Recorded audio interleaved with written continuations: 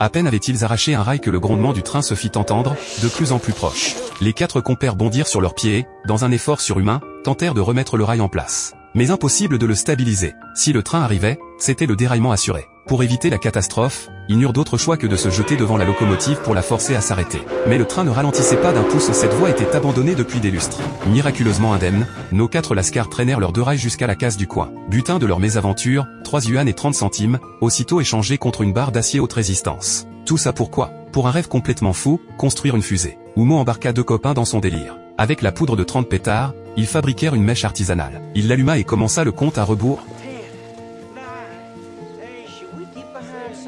Une fusée? Tu parles. C'était une bombe, oui. La clôture que sa mère venait de réparer se retrouva avec un trou béant. Mais cet échec ne l'arrêta pas. Obsédé par son rêve spatial, Oumo jeta son dévolu sur Quentin, le souffre-douleur de la classe, mais aussi le crack en fusée. Ses amis tentèrent de l'en dissuader, tu vas devenir un paria. Qu'importe. Oumo alla s'asseoir à la table du proscrit. Stupeur dans la classe. Mais Oumo n'avait Dieu que pour les fusées. Grâce à Quentin, il obtint des plans détaillés. Il réquisitionna la cave familiale, et une fusée digne de ce nom vit le jour. Manque de peau, le directeur l'a pris pour une arme. Heureusement, le prof principal vola à son secours, c'est moi qui lui ai demandé de la porter. Le grand jour arriva enfin. La première vraie fusée de Oumo était prête au décollage. Elle s'élança vers le ciel, avant de dévier sa trajectoire et de foncer droit vers le bureau paternel. Catastrophe. Oumo se précipita sur les lieux. Son père l'attendait, la fusée à la main. Devant tout le monde, il lui passa un savon mémorable.